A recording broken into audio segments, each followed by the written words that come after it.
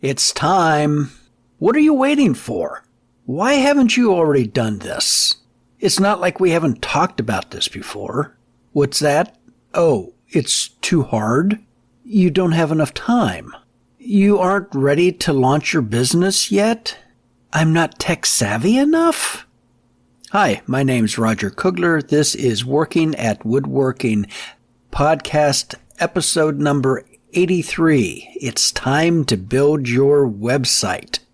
I'm here to help you, the skilled woodworker, DIYer, amateur, weekend woodworker, take your skills to the next level in starting your own business, either full-time or part-time, and helping out your community, solving their woodworking needs. This could be a major kitchen remodel.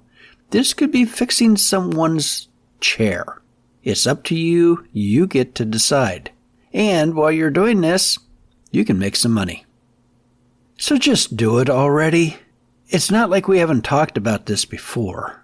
It doesn't have to be super complicated, super technical, super anything. Let me break down the steps for you in this. I think a lot of people just kind of get overwhelmed with the details, and it's really not that hard. So here's an exercise for you. I want you to work on your core business information. Let's call that your CBI. Go ahead and create a folder on your computer. CBI. This is where you're going to put all the information about your business. Not the financials, not maybe some of your designs, your bids, things like that. But this is the central stuff that you are going to need on hand in multiple different cases. If you have this readily available, boom, you got it, you're done. So, what goes into your CBI? Who you are. Your biography. And it doesn't have to be really elaborate. Don't start off, my first memory was when I was 3 years. No, you don't need to do that. But this is how people get to know you. And in woodworking, in a small shop, a one-person shop, it's really important to establish a rapport with your customers. The more they can learn about you before they pick up the phone and call you or send you an email, the better. So this is really important. And maybe this isn't something that you would write yourself, because I know, all of us as woodworkers were rather modest people. I was a member of a club one time and was voted the most modest person in the club. And when I stood up to accept my reward, they revoked it immediately, saying that I wasn't modest enough to rescind the award. So, there you go. So in your bio, you need to include some things just about yourself, as if you were introducing yourself to a stranger, kind of your elevator pitch, so to speak. And you don't need to go into great detail. We're talking about a paragraph here, a well-crafted paragraph. You need to include your why. This is the second part of your CBI. Why are you doing woodworking? What motivates you? What draws you to this? And very often you'll see things like, I can remember being in my grandfather's shop and the smell of the wood and so on and so forth. You can use very flowery language.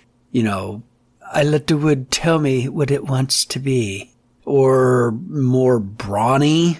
I like to build things, strong things. Or maybe sophisticated. Man's relationship to natural resources surrounding him demonstrates the advancement of the human mind. Or you can be that 70s guy, just trying to spread the love, man. Or you can do Dave Ramsey-ish.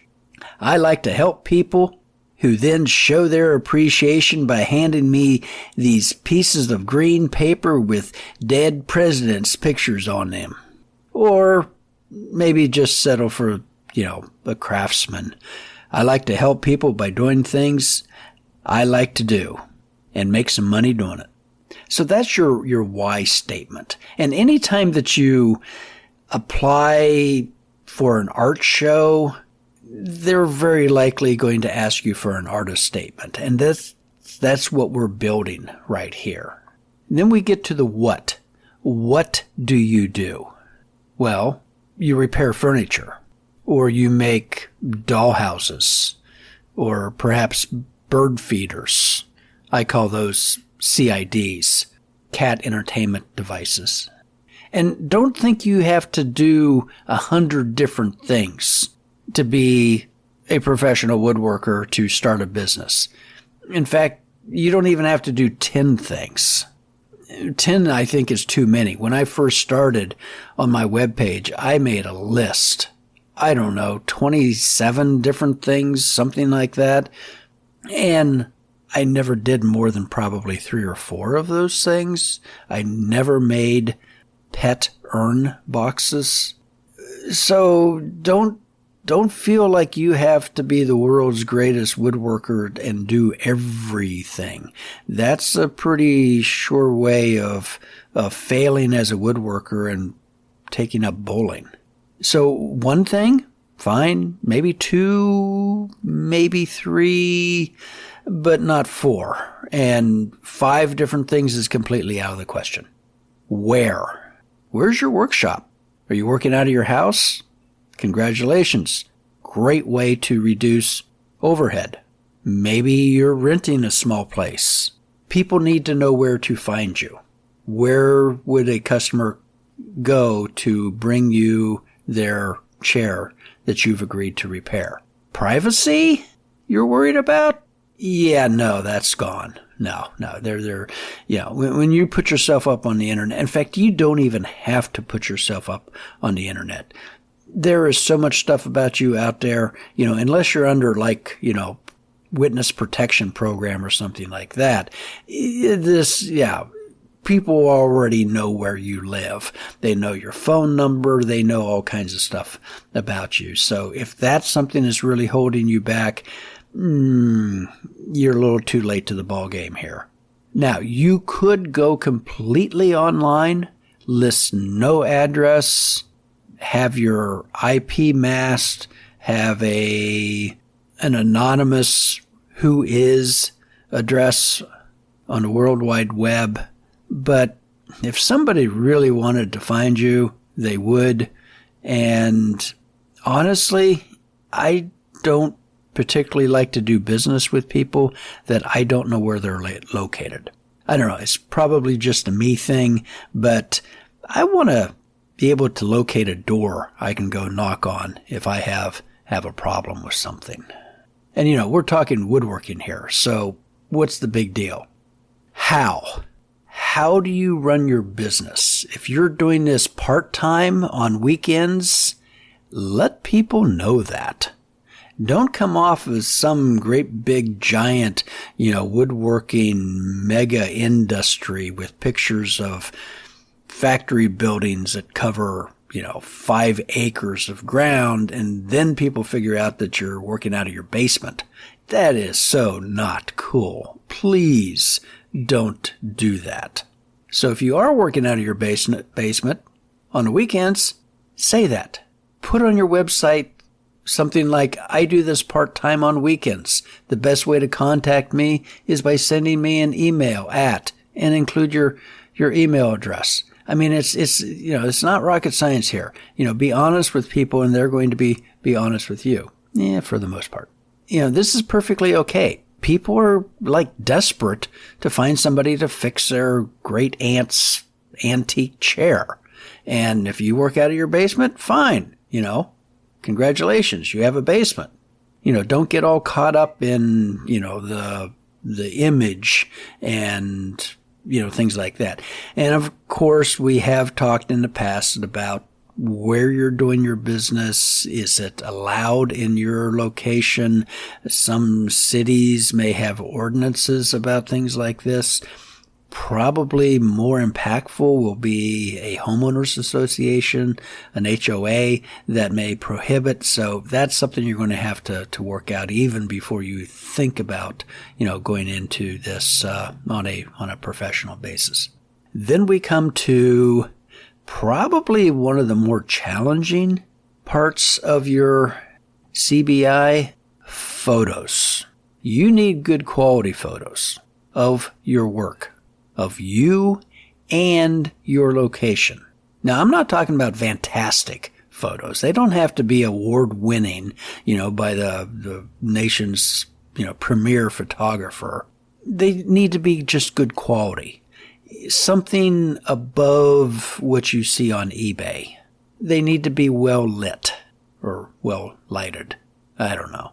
More like what you find on Etsy. Etsy does a really good job with photos, except mine. Do not use my photos on Etsy as an example. They're at least, oh my gosh, 09. They're really old and they desperately need to be updated. It's on my list, but it's pretty far down on the list. They're not fantastic photos, but they're good quality photos. And I get orders from them. So don't kind of psych yourself out on this. If you have a modern cell phone, that has a camera built into it that was better than what the first digital cameras were 20, 25 years ago. So if you know someone who is a good photographer, you might get them to do that. You might hire someone to do that. Okay, honestly, if you're really smart, you would hire someone to do this. And if you do, you need to communicate with them. Let them do their job. They are a professional photographer just as you are or want to be a professional woodworker. What you want may not be what you need. And a good photographer can, figure this out. Be open to suggestions. Film is cheap. Lost opportunity is expensive. Well, actually, we don't even use film anymore, so it's even cheaper. So if you go that route, have fun, have a conversation with a photographer. You guys can work something out. This is probably not their first rodeo, so you can get some really good quality images from them. Now, the only thing we haven't talked about, kind of saving the best for last, is your name. What are you calling yourself? Maybe Carol's Creations? Or Joe's Woodworking? Or Middleborough's Design Studios? If you go back to episode number 3, way back, we talk about your business name and how important that is to get that nailed down. So that can be geographical, that could be familial, your name, somebody's name involved. I think it's a good idea to give people some idea of what it is that you're doing.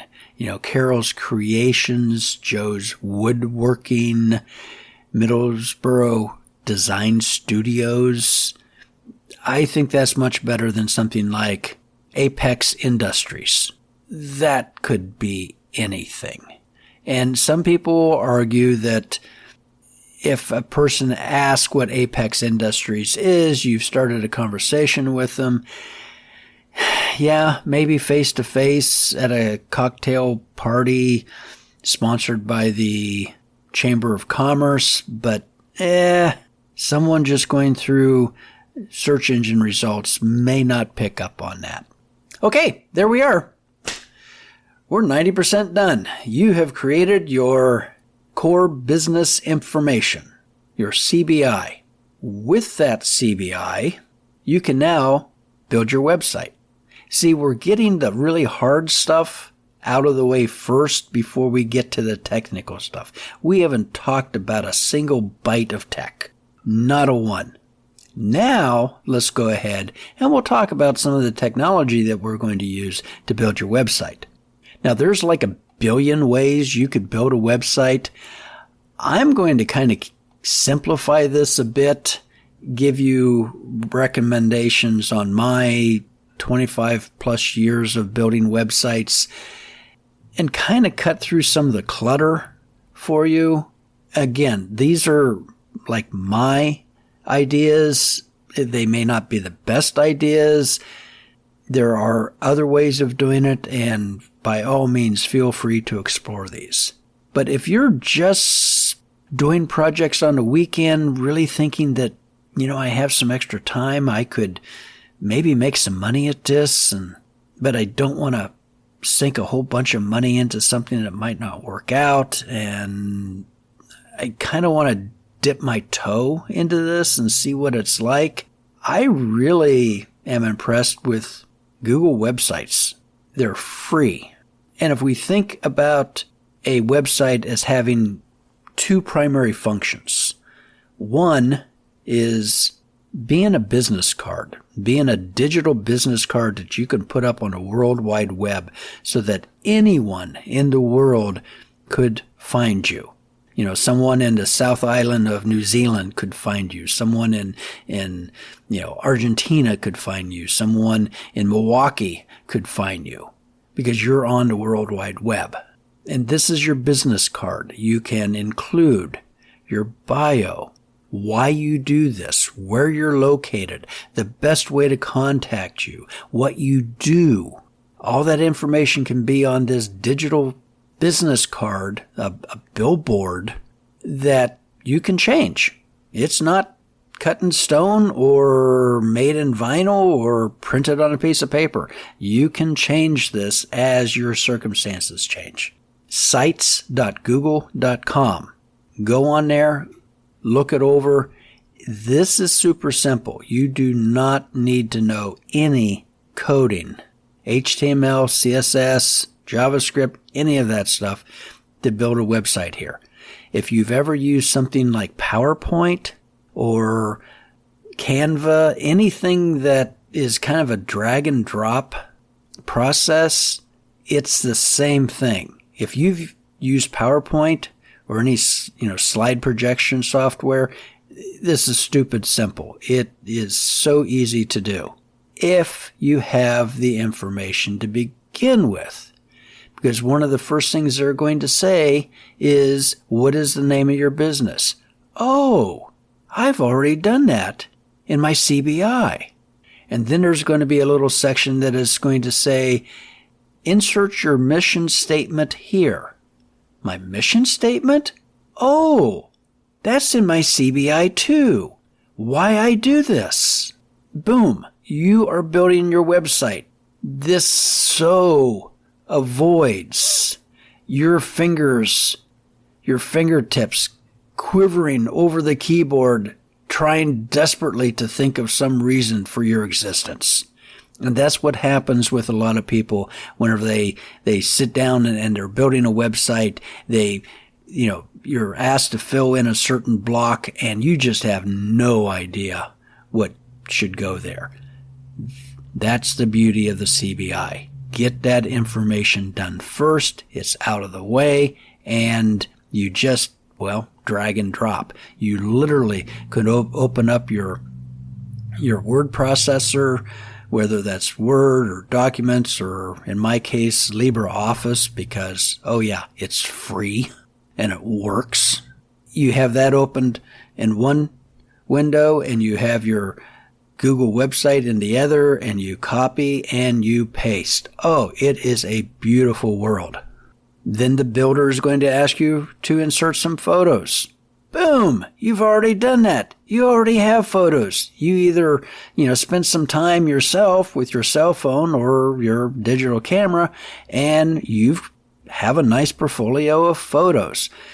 By the way, on your computer, have one place for all of your photos. If it is a photo, put it in a category.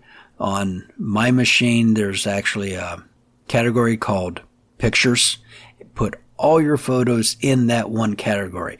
Don't have them scattered throughout your hard drive. It makes it so much easier. You can go through and create individual folders, for like furniture or cabinets or writing pens or whatever it is that you're making can go into separate subfolders, but keep all those photos together in one place. It just makes life easier down the road. Now, in the past, working with photos could be kind of tricky because usually you have to manipulate photos somehow. If I take a photo of an XYZ product that I'm building, then I take that raw photo I use GIMP as a photo processor. It's very much like Photoshop. I use GIMP because it's free. And then I massage it. I will probably crop it a little bit. I may do a little bit of a color correction to it.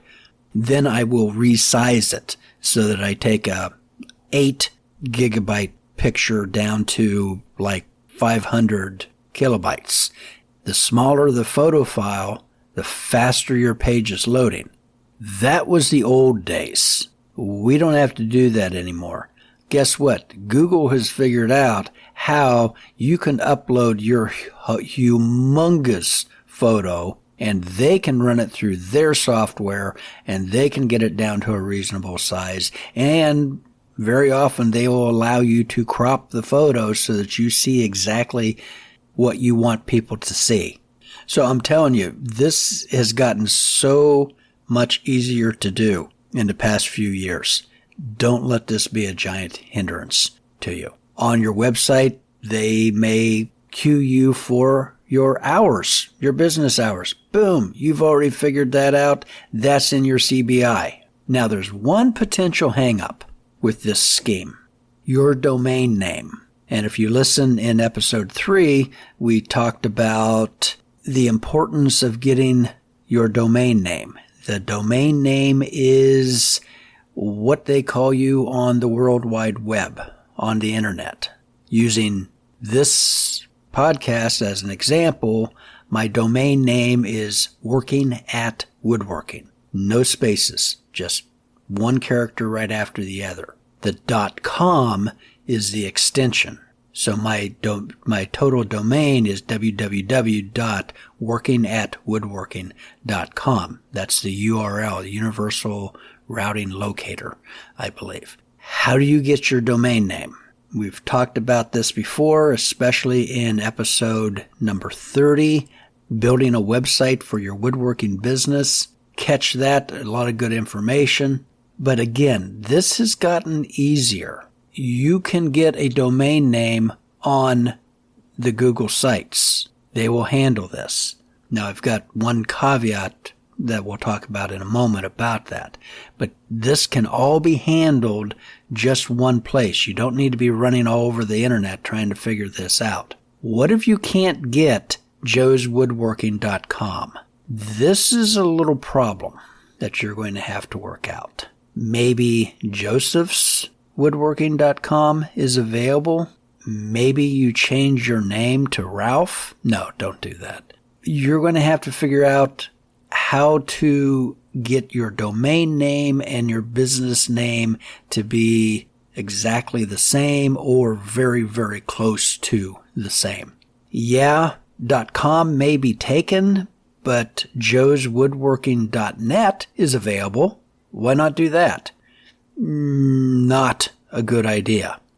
Because guess what gets priority in search engine results?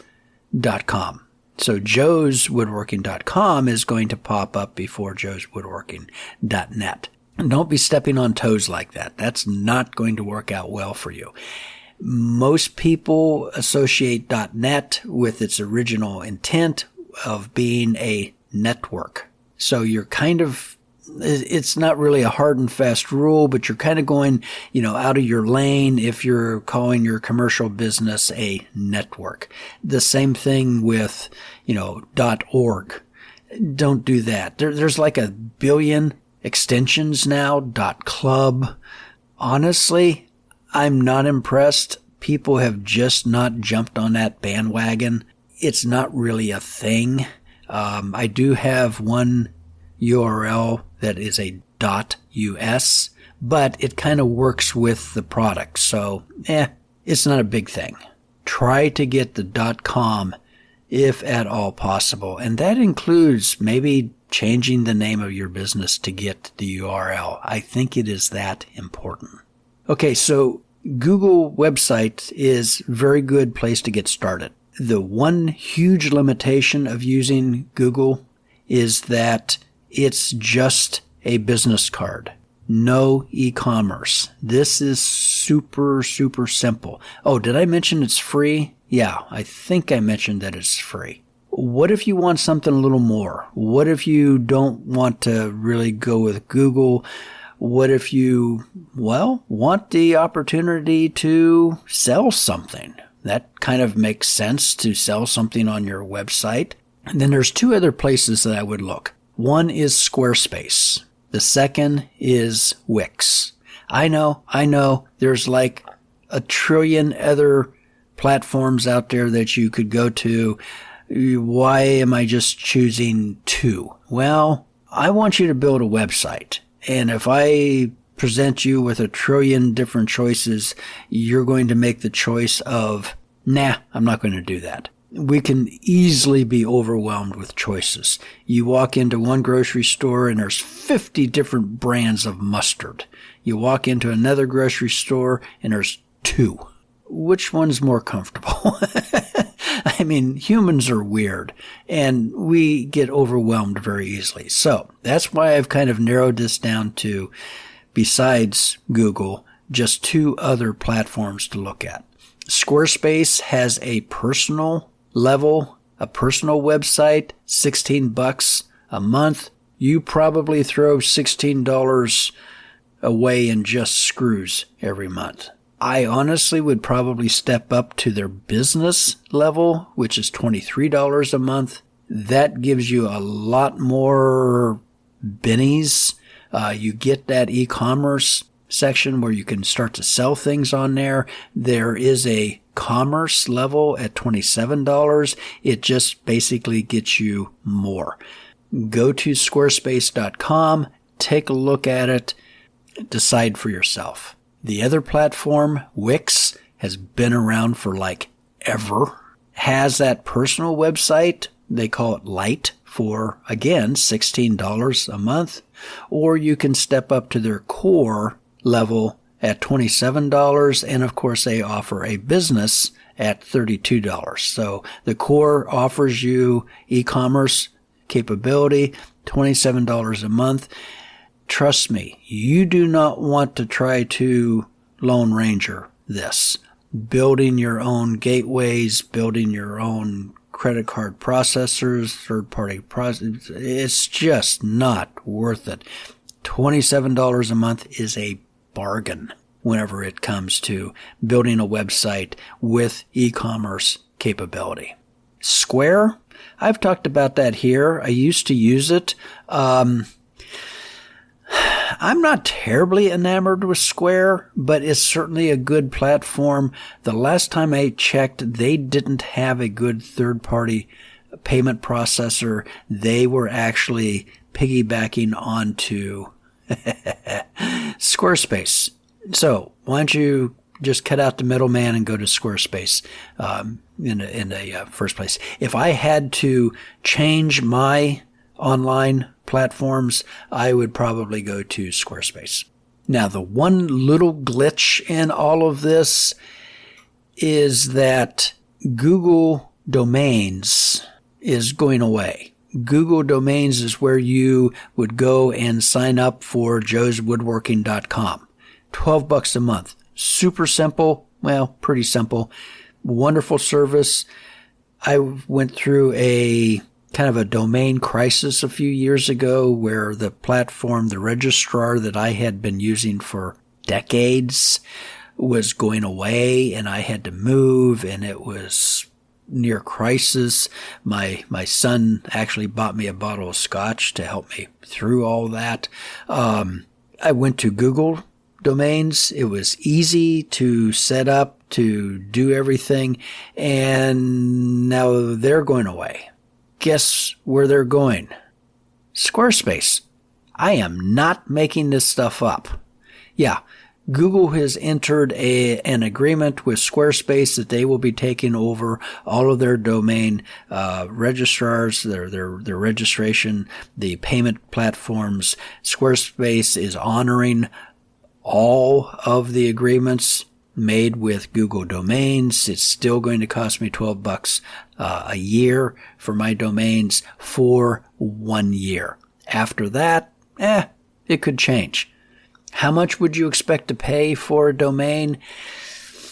I would say between maybe $12, $15, perhaps $20 a year. This isn't a huge expense, a couple trips to $5, but it's something to, kind of keep an eye on. We've talked about, I believe in episode 30, domain scammers. These are letters that you can receive in your mail from, in fact, hold on a second.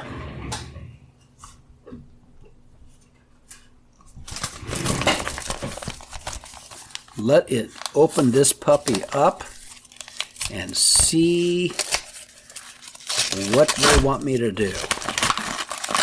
Literally, pick this letter up today. This is from Domain Name Service. Working at woodworking.com. They want me to renew for a 5-year term at $265. Man, this looks like an invoice. If I had an office staff, they could look at this and say, oh, I'll add this to the bills pile. And they'll send them off a check or a credit card number. And I would be paying over $50 a year for a domain that costs me $12 right now. So I'm calling these people out right now. Domain Name Services, total 100% scam. In fact, it even says Domain Name Expiration Notice. As a courtesy to domain name holders, we are sending you this information of the domain name registration that is due to expire in the next few months. Blah, blah, blah, blah, blah, blah, blah, blah. And someplace in the fine print here, it says, this is not an invoice. Yeah, okay. You went out of your way to make it look like an invoice, so we are sending this to the wood stove. And that's exactly what you should do too. Be careful of the scams when it comes to your domain. If you sign up with Squarespace, they give you 1 year free domain. After that, they'll start charging you. I think it's like $14.95 a year. Hey, I can handle that. Wix does the exact same thing. They give you 1 free year. For I think it's also like $15. I used to preach, keep your domain name separate from your platform. That was very old school. That abuse, I think, is pretty much subsided. I wouldn't have any trouble signing up with Squarespace or Wix with the domain name registered with them. So this will take some work, but I think if you do the CBI, the core business information first, it's going to make the process so much easier down the road. And you can use that information for just a whole bunch of other stuff that you're going to end up setting up and signing up for. And trust me, it will make your life easier if you do that. It's like building a bookcase, one shelf at a time. The payoff when you get this done is you'll start to get emails that say, I saw on your website that you do fill in the blank. Ah, it's working. People will find you through the website. And when you get this done, or even before you do this, I'm going to keep beating the dead horse. You need to be signed up on Google Business. How easy is that? Oh, you have a CBI. That is super easy. Much more easy than building a website. Get that done too. That is going to bring you customers. If you're kind of still in that stage, I don't know if I really want to do this or not. I don't know if this would work. I don't know if I could do this. Sign up on Google Business. You will start to get phone calls or emails. The customers will say, yes, you should do this, or no, you shouldn't do this. Build the website. They will come. Oh, that was a horrible reference. And of course, when you're building your website, you're using one of these platforms. If you have any questions at all, go to the number 2 search engine in the world, YouTube. Dozens, hundreds of videos on how to set up this particular platform, that particular platform. You can find a whole bunch of information there. Recommendations for this episode: listen to episode number 30, how to build a website for your woodworking business. Some of that information's dated. This one kind of updates that, but there's still a lot of good information and inspiration in that episode. Episode 3, your business name. If you're just in the formation stage of your business, good information in there. Of course, there's sites.google.com, there's wix.com, and there's squarespace.com. Missed jobs. I had an email from a gentleman, see how this works, found me on the internet, visited the website, sent me an email asking if I could repair or more likely build an arch top screen door. You've seen these screen doors. Most doors nowadays are rectangular, super simple. Older doors, certain architectures lend themselves to arch top doors. And no big commercial companies handle those at all anymore. And so he was needing this rebuilt, asked if I would do this. I love doing jobs like this. And basically I kind of pushed it down the road that if he can wait, I can do it, like 6 months or so. We'll see how that works. I also have boy, did I screw up. I make a product that I need to rip walnut down into boards about 3 3/4 inches wide. When I order walnut, I say I need 32 board feet, random length, random width. And what I usually get is 6-inch boards, which when I rip out the 3 3/4, I have some waste. And what I've been doing is saving those pieces, not planing them, but straight lining, joining the edges, and gluing them up to make a 3 3/4 inch board. Customers perfectly fine with it. Honestly, people don't even notice that stuff anymore. But I did get, in this last batch, some 8-inch boards. Oh, was that nice? I could rip that down the middle and mill out my 3 3/4 inch boards and literally doubled my output. I had very little waste. I mean, we're talking like 1/4 of an inch. It just worked so well. And I remembered that my wood supplier actually offers a sorting service. And I called them up and I verified that usually between 10 and 15% surcharge for doing sorting. So I could ask them for 8-inch boards. He's going to charge me an extra 10% for doing that. Do you know how much time I'm going to save by not having to glue up the waste, to recover some money? Oh, yeah, that is easily worth 10 to 15%.